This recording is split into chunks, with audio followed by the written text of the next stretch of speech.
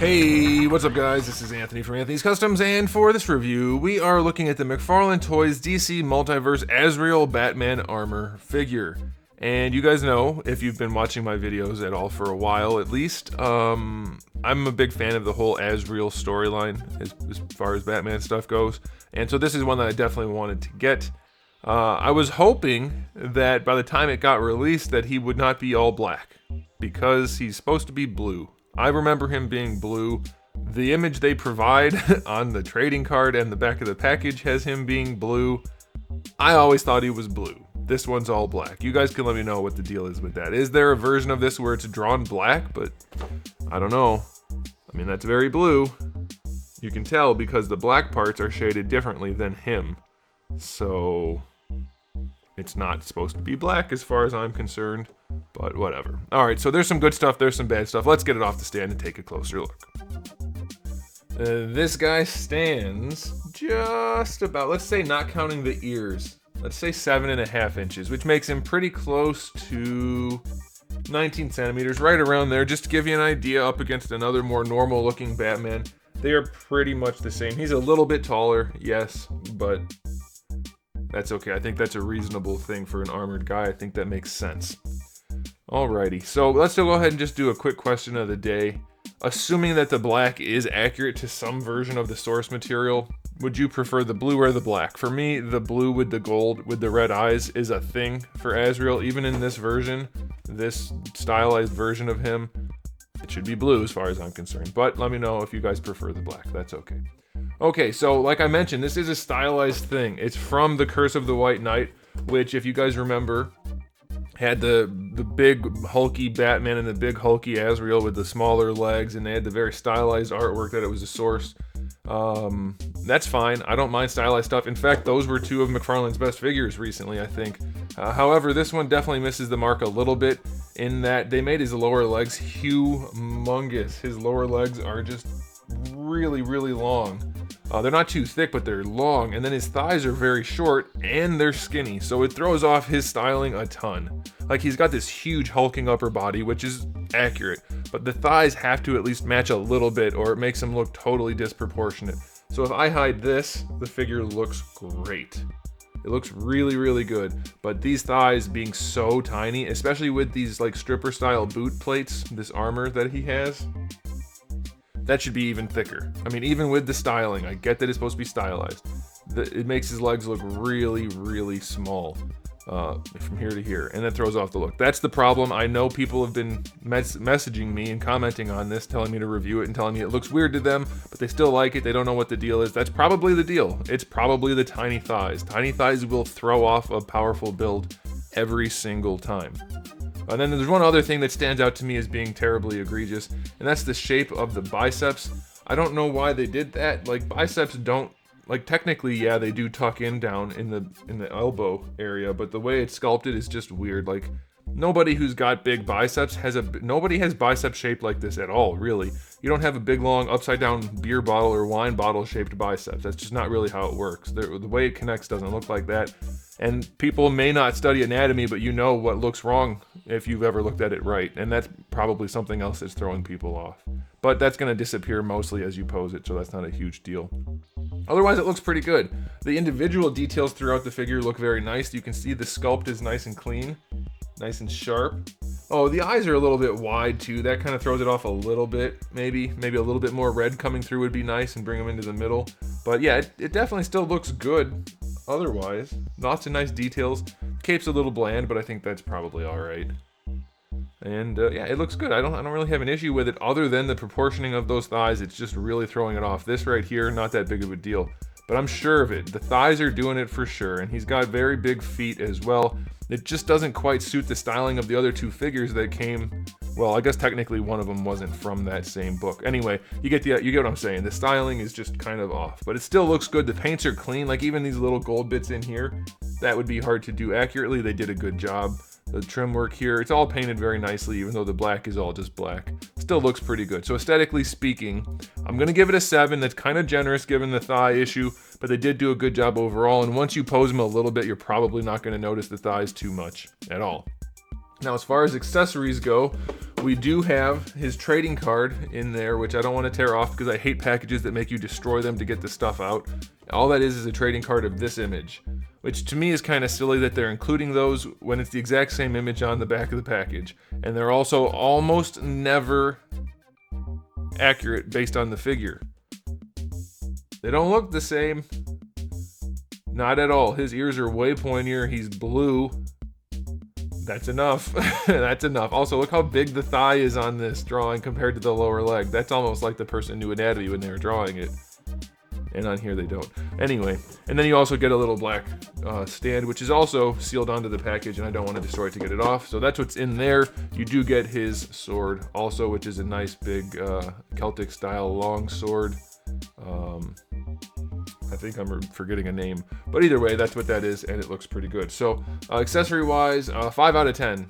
It's okay. He can't hold the sword very well with his one gripping hand, but I like that his other hand is actually a style pose hand, so that's cool. But no alternate hands, and it's basically just the sword as the accessory. All right, time for the articulation. We have ball pegs going on in the head, which, he's got a big collar up there, so there's not a whole lot you can do. It'll look up and down pretty well. It does lean a little bit side to side, and it does rotate just a tiny bit. Pretty limited though, as expected. Can't really blame McFarlane for that. Though there are ways around these things, like the collar didn't have to be hard plastic. It is. They could have just made it out of the same material as the cape, but they didn't. I mean, it could have been all one piece. Like, yeah, you had this part poking through, sure, but that's already next to it. So they could have just connected the collar to the cape. And even this part, honestly, but they didn't. All right, shoulder pads connect on a ball peg at the top of the shoulder, which means the arms have to move around underneath. His arms are exceedingly loose on mine. They're not 100% floppy, but yeah, they kind of are. It's the ball peg part where the whole shoulder is here, and then there's a ball peg that goes into the torso. That's the loose part. So that's a problem. Can I just pop that off without breaking it? Yeah.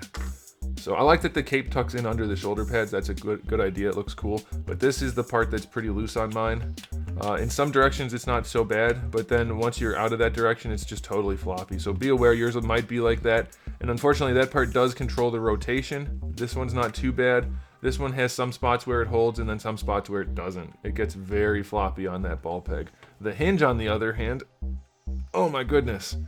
The hinge is way too tight. I can't even get this one to go. Is this one gonna?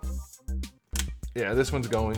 So they're ratcheting their stuff way too heavily. Like, that's just too much. You're gonna end up breaking something. But it does work technically. You can raise the arms up under the shoulder pad. Of course, that'll get in the way for the rotation. But if you just kind of let the shoulder pad hover there, you can get most posing done. But there's not much you can do with shoulder pads like this because they're probably too big to connect to the arm, and they're gonna get in the way otherwise. So it's like you can't win no matter what sort of situation. You do have a bicep swivel, which works just fine. A single jointed elbow, which I already mentioned was ugly. Not even 90 degrees. I don't know what their deal is. Like, if it's gonna be not even 90 degrees, at least sculpt it to look good. And you'd have better range if they sculpted the bicep using any idea of anatomy. Like, that's not how anatomy is. And it's also holding back the articulation. So what the heck? Doesn't look good and it doesn't function well. I don't know, maybe adjust something? Maybe fix that. Ball hinges in the wrists work wonderfully. Great. It suits this design wonderfully, and they work wonderfully, and everything's wonderful about those wrists. Torso, we have our diaphragm joint in here again, with virtually no range. Why? There's no reason for that. It rotates. You could have a buttload of range in here, and instead you have almost none. Down here we have another one. Again, virtually no range. You get your swivel, but virtually no range. There's no reason for that. They're doing the engineering, they're doing the molding, all the parts are there. The cost wouldn't change for them to make it have better range. They're just not doing it. So it's either lack of effort, lack of knowledge, lack of care, which would probably be part of effort. It wouldn't cost them any more. It makes no sense that there's no range in the torso at all. It wouldn't even need to look any different. You could keep the exact same aesthetic and have better range. So the idea that Todd doesn't want to do articulation because it hurts the aesthetic, which is a valid argument. Like, if you don't want to do articulation, that's fine. You can not like articulation. But if you're gonna do it, it needs to function. Or don't do it. Especially when it wouldn't hurt anything. That's what it just doesn't make sense. So they need to fix that. Eventually they're gonna have to. I think. We'll see. Alright, for the hips. They go up far enough because of his stripper boot cutout. It allows the leg to come up pretty far. It does come off at a little bit of an angle, but it does work. Goes back a little bit. Out to the side is going to be a lot more restrictive. It's probably enough. I mean, you don't need to do splits. You don't need to do high kicks on this guy probably. But if you wanted to, you're going to be pretty limited. Thigh swivel is very limited at the top, but you do get one at the stripper boot, which is pretty cool. I know a lot of you guys have been talking about thigh swivels on these. This guy has it. I wish that was a better looking thigh, but it does have the swivel, so there you go, guys. Double jointed knee is ugly as sin. I don't know what the heck they were doing. Why is it like this? It's just so boxy and mechanical and cavacious. I think that's a word for cavities. Having cavities would be what I'm trying to say. And it's like loose in between the ratchets. So ratchets already suck, generally speaking, because they limit where you can pose the figure, but it's also loose in certain spots. So the knees are terrible. Technically they function. You get decent enough range, but they're ugly and loose. Ankles, I don't know, they are so high up on the foot. Why did you do it that way? I mean, I know stylization, but come on, man, you're fudging stuff everywhere. Get that ankle down somewhere near the ankle, and the foot would look better. It wouldn't look like a big triangle, and you'd have better range. Granted, the range is okay, but it'd be way more aesthetically pleasing and equally versatile to be lower. But it is perfectly versatile, so you have that. Toe hinge, also like the other one I reviewed recently, I think it was Merciless I said it about. It's way too far back, and it's floppy. So that shouldn't be there. Save the budget. It's ugly, and it's not useful. It's floppy. It's halfway back on the foot. People's toes don't bend halfway back on their foot. So, yeah. Oh, yeah. The hips are very loose, too. Definitely a lot of issues with the articulation, which is just strange to me because we know Todd has a certain feeling about articulation, but they're doing it anyway here and not doing it well. Maybe that's why he doesn't like articulation. Do it well and you'll love it. I'm telling you, that's the way to do it. Oh well, if only I could work there and help.